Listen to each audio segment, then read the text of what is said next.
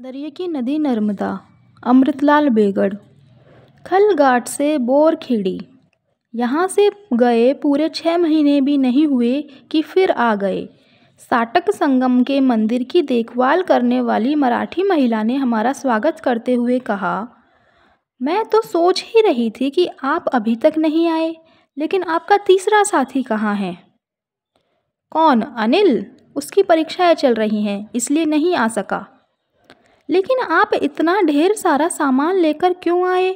शूलपाण झाड़ी में भील सब कुछ लूट लेंगे, कपड़े तक उतार लेंगे।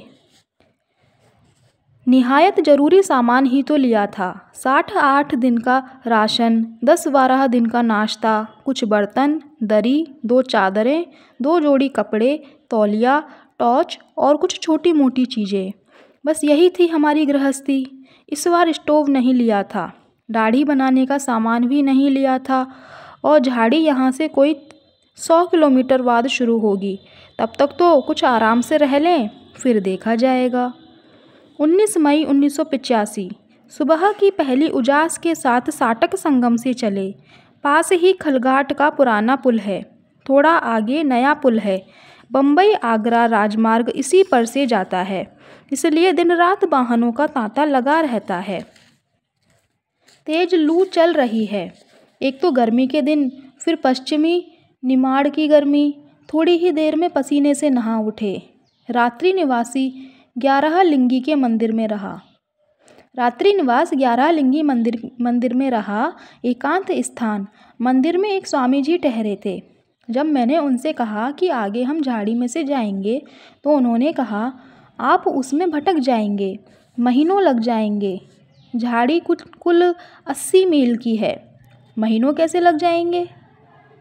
आपका सारा गणित धरा का धरा रह जाएगा। 9 दिन चले, 2.5 कोस वाली बात होगी। भूख और प्यास के कारण प्राण कंठ को आ जाएंगे। भील आपका सब कुछ ले लेंगे, चश्मा तक उतार लेंगे। आप इतना सामान लेकर चले हैं कि मेरे ही मुंह में पानी आ रहा है। ऐसा ना हो कि झाड़ी के पहले ही कोई आपको लूट ले। उस समय तक नर्मदा तट की कोई 1400 किलोमीटर की पदयात्रा कर चुका था।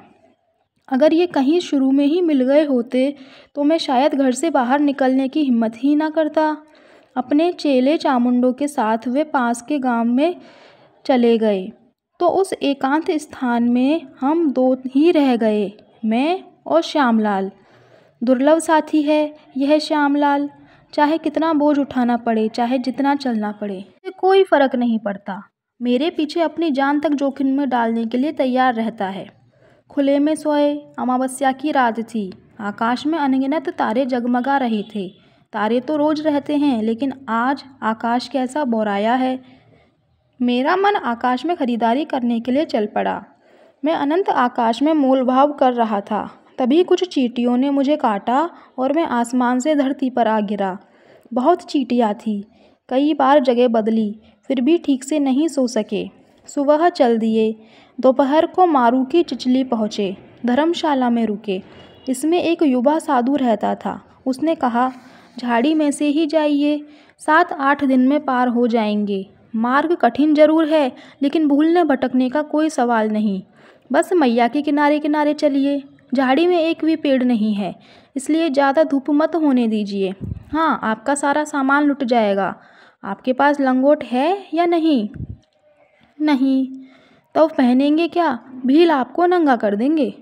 साधु को बड़ी चिंता हुई। किसी के यहाँ से उसने टाट के 2 टुकड़े मंगवा कर दिए। इन्हें रख लीजिए, बड़े काम आएंगे। केवल लंगोट पहनकर चिलचिलाती धूप में चल सकेंगे। खाएंगे क्या, सोएंगे कैसे, मेरी स्केचिंग का क्या होगा? मन में एक आशा है। ऐसी कठिन परीक्षा शायद हमें नहीं देनी पड़ेगी। झाड़ी में शायद हमारी सुरक्षा व्यवस्था हो जाएगी। फिर भी टाट की लंगोटियाँ जतन से रख ली। ईश्वर करे इन्हें पहनने की नौबत ना आए। सुबह कपिला संगम के पास नर्मदा का राजराजेश्वर रूप देखा था। नदी यहाँ कितनी चौड़ी हो गई है, लेकिन जानता हूँ इसे संकरी होने में भी देर नहीं लगेगी। दोपहर को दतवाड़ा पहुँचे। मंदिर के घाट की सीढ़ियाँ मूर्ति की तरह चट्टानों को तराशकर बनाई गई हैं। रात को खुले में सोए। अनगिनत तारों से जगमगाता आकाश कैसा नया नवेला लग रहा था। मुझे लगा रात्रि का आकाश मानो टीवी का स्क्रीन है। कितना बड़ा स्क्रीन! उसमें चंद्र, तारे, ग्रह, नक्षत्र द्वारा खेला जा रहा नाटक हम यहाँ दूर पृथ्वी पर बैठे बैठे देखते हैं। असली दूरदर्शन तो यह है। पर हमारी पृथ्वी आकाश से अलग नहीं है, आकाश में ही है, जल में कुंभ जैसी। तब मेरी उपमा ठीक नहीं हुई। स्क्रीन से दर्शक अलग होता है, पर यहाँ तो दर्शक भी उसी स्क्रीन में है। पहले में द्वैत है, इसमें अद्वैत।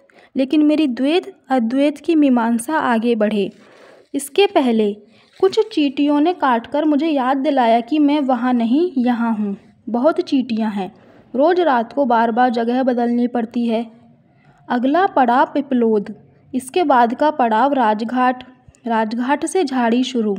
जिस झाड़ी का मुझे आकुल इंतज़ार था वह आखिर आ गई। लेकिन यहाँ तो कोई झाड़ी नहीं, बल्कि यहाँ नर्मदा पर सड़क का पुल है। 5 किलोमीटर दूर बड़वानी शहर है।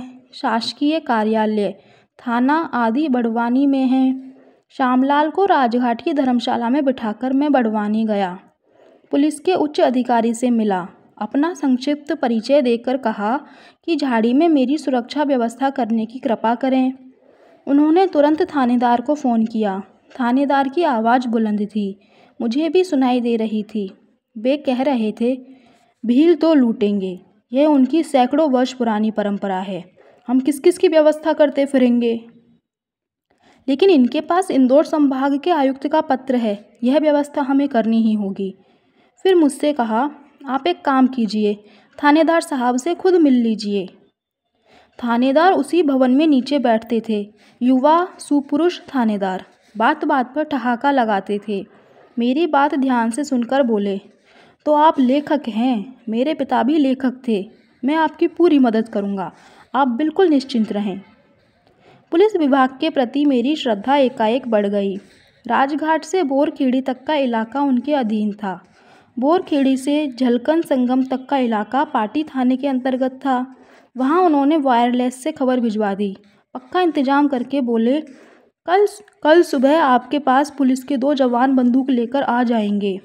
परसों दोपहर तक आप बोरखेड़ी पहुँच जाएंगे। वहाँ मध्य प्रदेश समाप्त होता है और महाराष्ट्र शुरू होता है।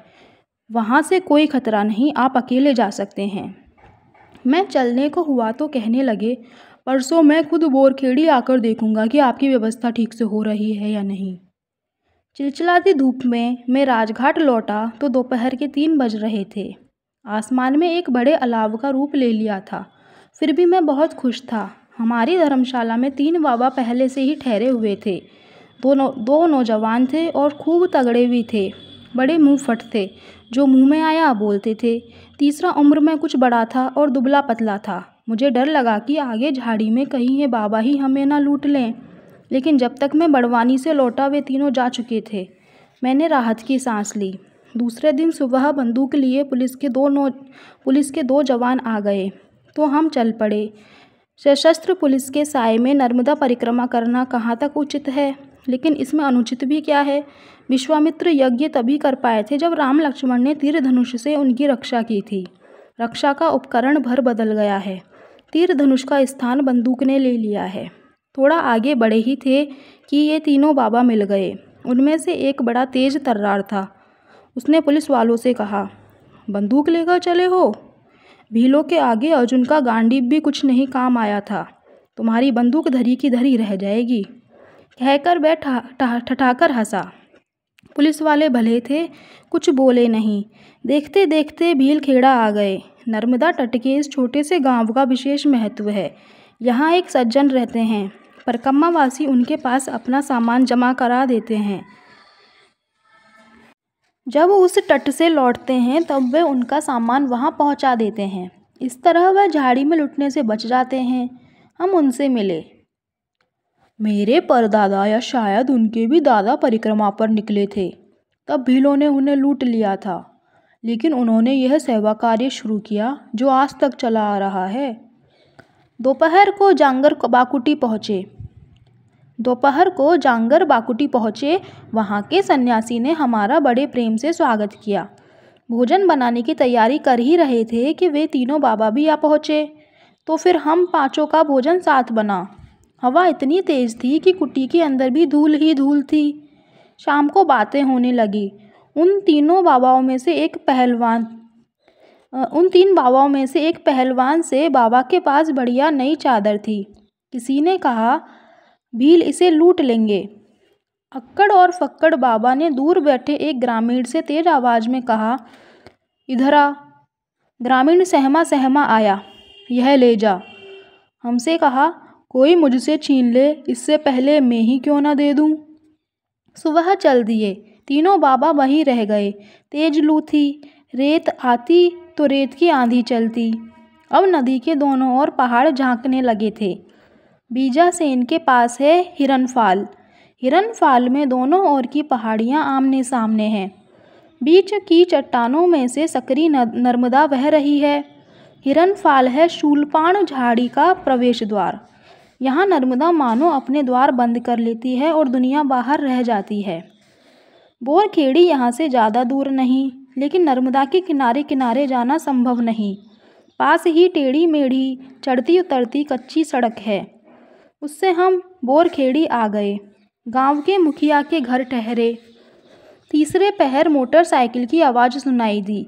हेड कांस्टेबल को पीछे बिठाकर दहकती धूप में धूल का उबार उड़ाते थानेदार आ गए। यहाँ से उनके सिपाही लौट जाएंगे, लेकिन पाटी थाने के आ जाएंगे। हम लोगों का कुशल क्षेम पूछकर हंसते हंसाते चले गए। बोरखेड़ी बड़ा गांव है। 2-3 दुकानें हैं। दुकान वाला यह आखिरी गांव है। यहाँ से झाड़ी शुरू।